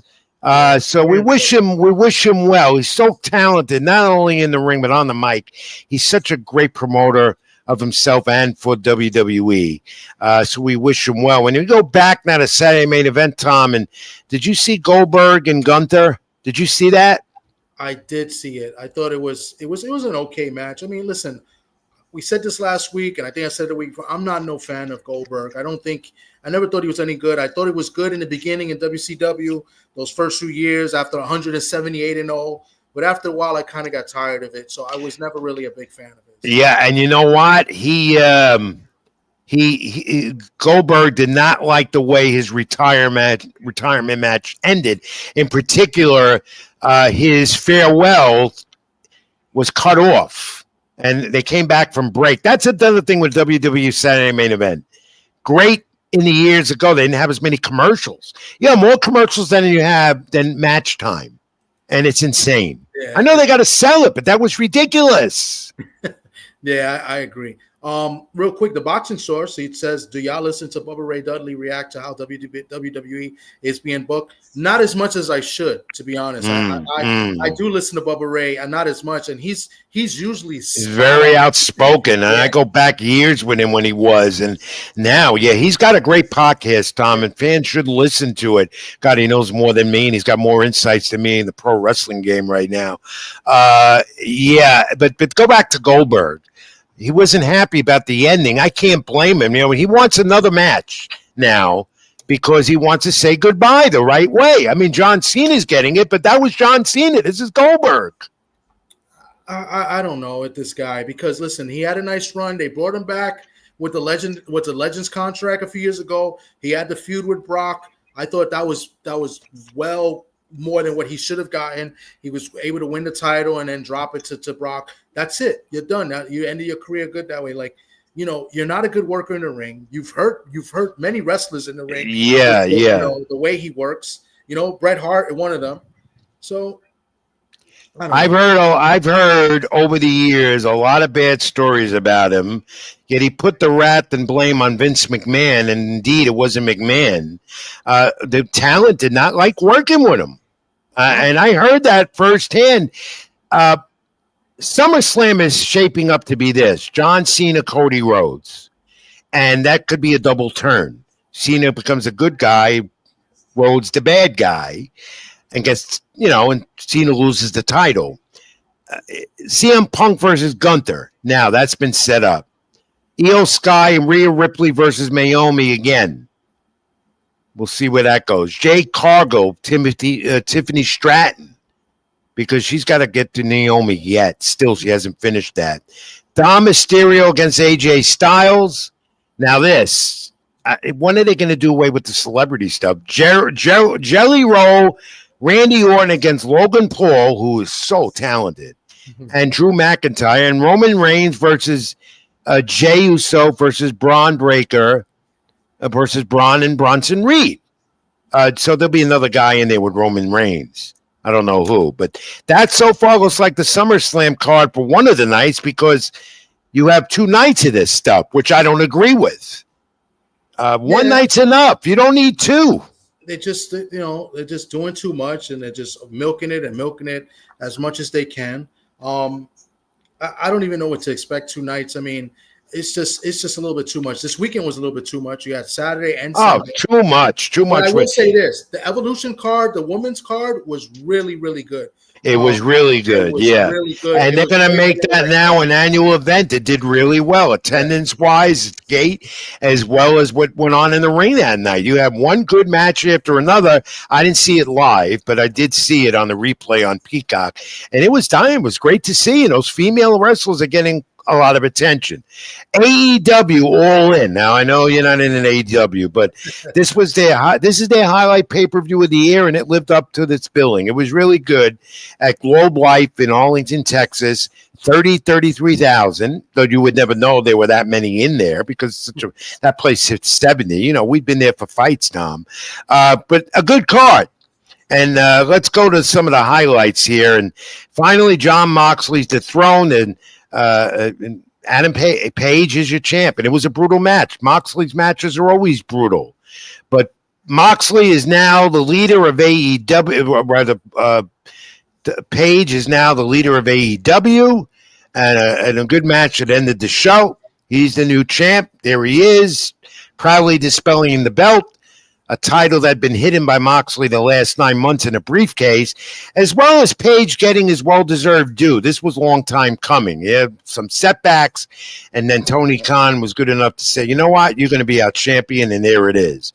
And this, my favorite. I love her, and AEW's got her, Toni Storm. And she defends the title against Mercedes. I think there she is. There's with Luther, who actually got hurt. Getting involved in the match, going to be out of action a while. I don't know what's going to do with her gimmick, but there she is. Toni Storm defends. Tom, if you've never seen this gal wrestle, you're missing a show because she's one of the best. She's one of the best out there. And her next opponent could be this because Athena, she won the women's gauntlet match and a good one. She's gunning for Toni Storm's AEW women's title. And then we had this one. This was a damn good match out of Japan. And now Kenny Omega might be on hiatus again. Okada beat him to settle right now their feud. I don't know if we have a photo. There we go. Those are the high theatric flying marks of Kenny Omega against Okada over the rope. Well done. And then this was going to happen. The Patriarch family is now officially broken up. And it's Copeland back, Edge in WWE, and Christian. They're going to reunite. He got in the ring, and he stopped the onslaught from continuing. He saved Christian a bit. Of course, now he wants to know why Christian said on Dynamite this week, I'm not here to make peace with you. I just want whatever chaos was ensuing to end. But it's happening because Cope and Christian will reunite. Edge, he won't be known as you know, back from their WWE days. So that was good to see. And then this was great. 56 years of age, Rhodes family. Dustin Rhodes got his due. One of the original stars of AEW, crowned a new TBS champion in a great match. So congratulations to Dustin Rhodes, highly deserved, and now the new TBS champion. Tom, overall, compared to WWE pay-per-views on Peacock, not the same, but I've always bashed AEW because to me their storylines and angles are all over the place, and they do have the talent to make it better and creativity there. But this was a good pay-per-view. And they said they weren't going to overlap with WWE, especially with NXT that same day and with Saturday Main Event. They ran over as always. They ran over. They had less matches and still ran over. So again, here in wrestling, just like in boxing, you want to see both at the same time. And I multitasked on Saturday. And I've had enough of it between the wrestling and the boxing and the wrestling and the boxing back and forth. Some of my friends think I'm crazy, but this is what I do. Well, think about what I had to do this past week, and I fights, and then I got home, and then Sunday I'm trying to catch up on all the wrestling that happened, and I didn't watch AEW. I did hear it was a very good card, but it was, yeah. Watch AEW. I'm not a fan. Maybe I should go back, maybe take a look, but it's too much, and it's just too saturated. Yep, but this is what they want. And a lot of fans say they have no problem with it. You know, maybe I'm getting too old. Maybe I'm getting too old. Well, you know what? We're keeping it in the ring, Tom. And hey, we've gone way over this week, and it's because we got so much to do. We had so much to do and more to come. Yeah. Right? Nostalgia up next. And a couple of other things. That's Tommy D. I'm Rich Mancuso. This is Keeping the Ring live on my YouTube channel. Like, comment, and subscribe. Also, Tommy D, TD Sports Talk, String Punk Entertainment. My social media, X at Twitter, Ring786. Also on Facebook and on Instagram. And also, like, comment, and subscribe. So, Tom, let's take this quick, brief final time out. Come back, wrap it up with nostalgia and some more. Stay with us. This is Keeping in the Ring. Petwell Clinic was built with busy pet parents like you in mind, providing walk-in preventative vet care, treatment for minor ailments, and chronic condition management.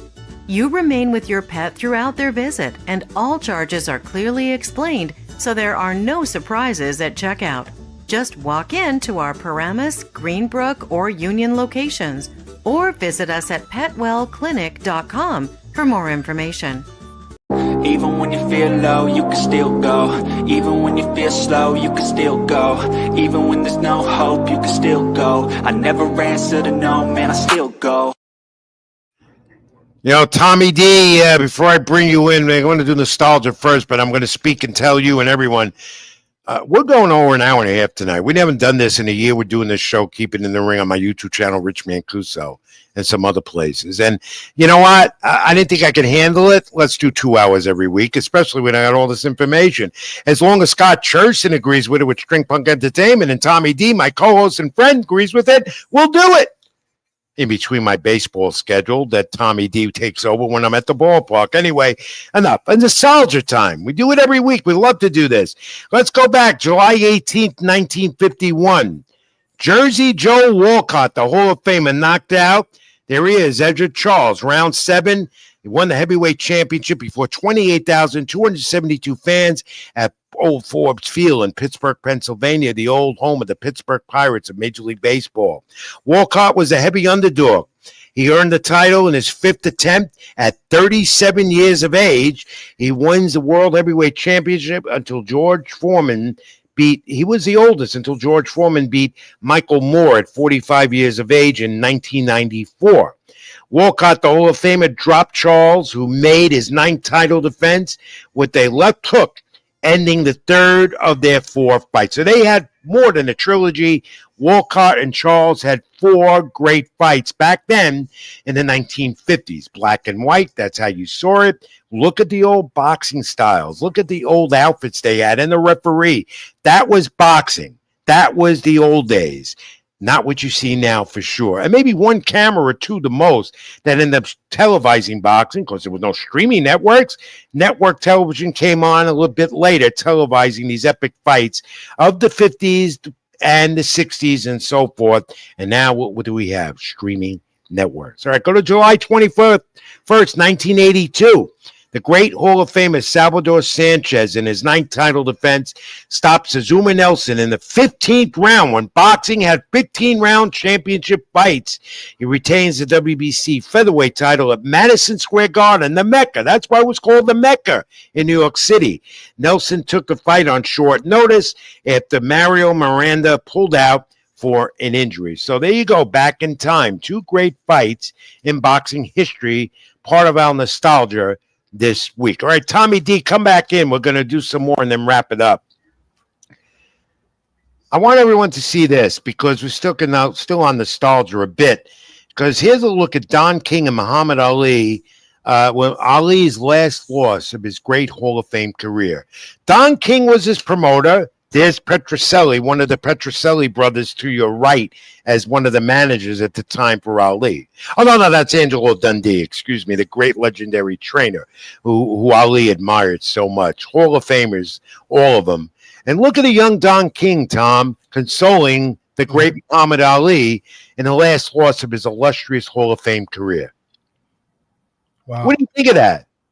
This is awesome. I mean, this is definitely nostalgia right here. Yeah, and of course, Ali is still to many the top fighter of all time. You get a debate about it. And Don King, the legendary trainer, controversial as we know, the legendary promoter, controversial with the big hairdo. But you know what, Tom? I worked the Don King fight era, and you couldn't find a better fight card than the ones that Don King put on. Controversial, but championship fights and great battles and 15-round fights that went to 12, packed venues and great fights, every one of them. No, he used to put on great shows. Up the cards, used to, up and down, were pretty solid, pretty good. You know, Don King, a lot of people have bad things to say about Don King, but I know a couple people that say some very good things about Don King. So including one of them me. I work with, including you, and who I work with, and another guy that I work with every Sunday, Pedro Fernandez, worked with Don King as well many times, and he doesn't really say anything bad about Don King either. He always right is what he told me. So yeah. And him and Bob Arum, of course, the other Hall of Fame promoter for Top Rank, they were adversaries. Now they're good friends, but they went at it many times. And both Don King and Bob Arum, and they'll add that in their era. Great fights. That's why they're in the Hall of Fame. Two great legendary promoters. But Don King is 93 years old, I believe, and he's still promoting. He still has some fighters in his stable. Not many, and not many promotions, but he's still at it. He's not going to give it up until he's gone, and he's not going nowhere. He's around. Yep. Yeah, he still has some fighters. Yeah. Bob Arum, I'm sure he'll be there next Friday at the fight. Yeah, that's Friday night with Xander Zayas, right? Not Saturday. It's Saturday night, run on ESPN as well.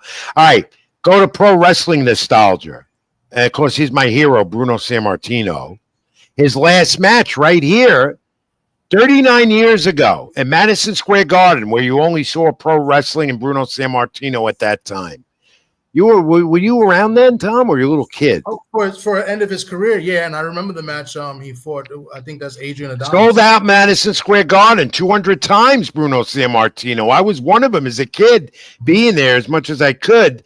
Yeah, he teamed with Tito Santana. They defeated Randy Savage and Adrian Adonis in a steel cage. And that was the last match for Bruno Sammartino at Madison Square Garden 39 years ago. Unbelievable. It's great to see those photos that come up that I'm able to get them wherever I get them from. But I was there. I was there because I never missed Bruno Sammartino matches at the Garden. He was an icon, especially here in New York. I mean, he was loved. Yeah. Oh, and that's how I got started in the pro wrestling business, because of him and the great late Captain Lou Albano. Captain Lou. They both got me. They pushed me in it, and two fellow paisans as well.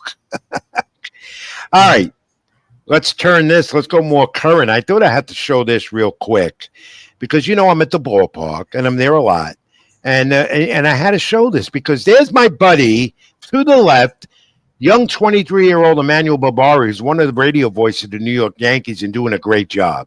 This is in the Yankee radio booth. They were filling in for Dave Sims and Susan Waldman. They invited me in. So the guy to the left is the great Ricky Ricardo, not Ricky Ricardo and Lucille Ball. He's a Cuban. That's his stage name. Started in the music industry, Ricky. And Ricky is also the Spanish voice of the New York Yankees and the Philadelphia Eagles on WIP radio in Philly. And we're going to talk about Ricky Ricardo because I want fans to know that every so often, once, maybe twice a month, Ricky Ricardo hosts a show overnight, Sunday into Monday mornings, like 11 p.m. till 2 a.m. And Ricky Ricardo has me on as an analyst on WIP Philadelphia, all sports talk like WFAN in New York. We talk boxing, we talk wrestling. He gets me on.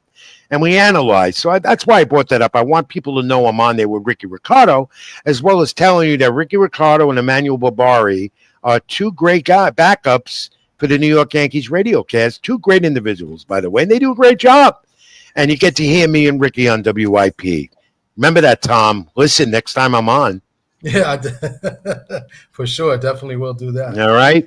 And finally, wrapping it up this week. Did you see this? Jeff Passan, of course, ESPN, who's a big wrestling buff, and ESPN does cover pro WWE. Dusty Rhodes at the Home Run Derby presenting the belts. Cody Rhodes.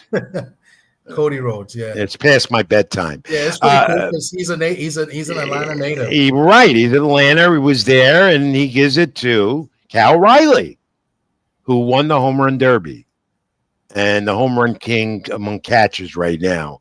36 out of the All-Star break, baseball resuming tomorrow. How about that? Cody's all over the place, isn't he? And his brother Dustin wins a title. Congratulations. Yeah, that's pretty cool, man. I like Cody. Let's see what happens at SummerSlam, with this heel turn, supposedly. We'll see. But I know one thing, Tom. You're not a heel. Sometimes I act like one, but I'm not. Well, that's debatable, Rich. That's debatable. And why? Have you heard? I deleted that picture with you and Chavez Jr. Yeah, I know. They're still looking for him. No, no one knows where he is. Oh, by the way, Eddie Reynoso has said that he's going to be more careful about making sure his fighters are tested properly. Yeah, now after seven fights. Yeah, right? Well, because there's a lot of talk of him now getting investigated, and you don't want that, So, and the boxing source again. Thank you again, Jay Bell, for contributing this week on the program.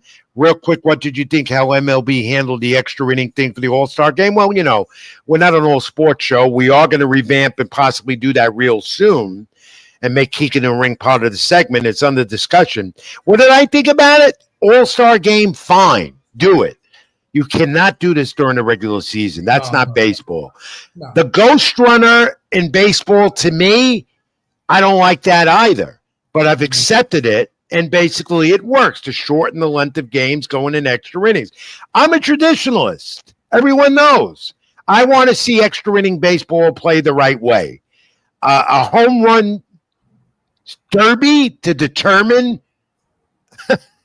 No, that's not. That was only done for the All-Star game. And if they ever think, and you never know with MLB, if they ever think about doing that in a regular season, I mean, maybe the young people would love it, but traditionalists like me, we're not going for it. It's going to ruin the game. It's not baseball. But no, it's not. It's not. Fun, That's an exhibition. And I thought, Tom, and I'm watching that Tuesday night, and I thought it was a lot of fun. And yet, I didn't know they were going to be doing that. It was part of their new collective bargaining agreement with the players because they don't want to play an all-star game that's going to go overtime like that because you had one a few years back that just went on and on. They ran out of pitchers. They couldn't do anything.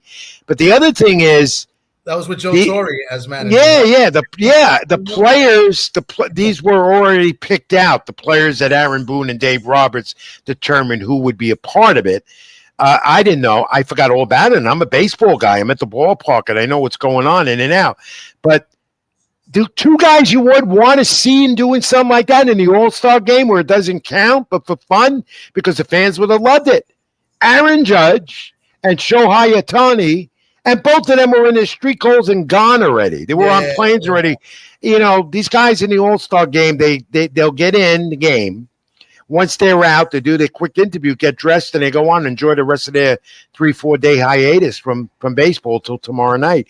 I do hope they never do that. It's good. I'm glad that was brought up. And I don't want to get off the topic of what we've done tonight. Keep it in the ring because we did an awful lot. Final thoughts, Tom? I thought this was a great show. I mean, we went over, but we had a great conversation with our guy from the boxing source. Salute to him. And I love great conversation. I love great boxing talk. And that's what we had. We have a lot of fights last weekend, got a lot more this weekend. And that's what it's all about. To me, this is the best hobby in the world, to talk sports with knowledgeable people. And in this case, talking boxing with two knowledgeable people. And, I love doing this. This is why I do what I do. And I love doing it with you again. I'll praise you all the time.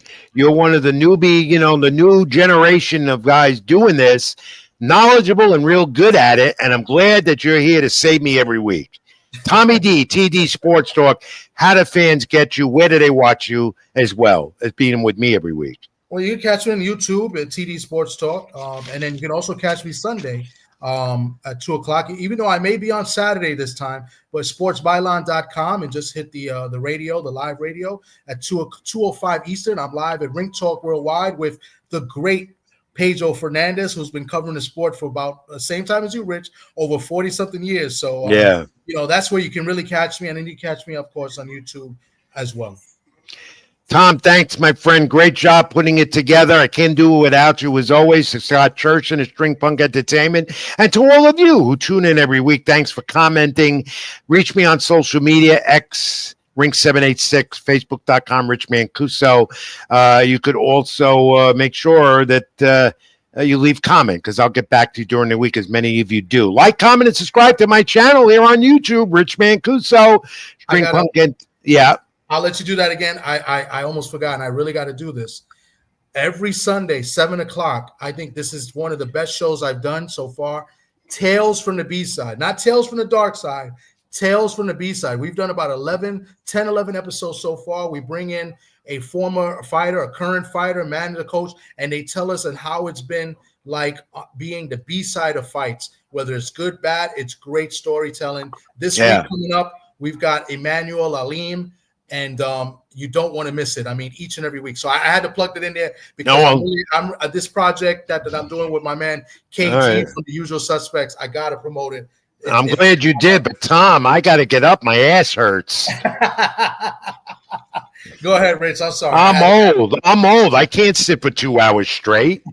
You know that. Great job, my friend, as always. I want you all to have a great week. Stay with us on social media and so forth. Back next week, 8 p.m. live Eastern. Let's keep it in the ring. Rich Mancuso and Tommy D on my YouTube channel and Tommy's channel and everywhere else. As always, make sure you take care of yourselves, be good to each other, and God bless. And until next week, everyone, Tom, what do we say? Let's keep it in the ring. Keep it in the ring. Thank you for watching, your continued support. I'm Rich Mancuso. That's Tommy D. See you next time. Thank you. Even when you feel low, you can still go. Even when you feel slow, you can still go. Even when there's no hope, you can still go. I never answer to no, man, I still go.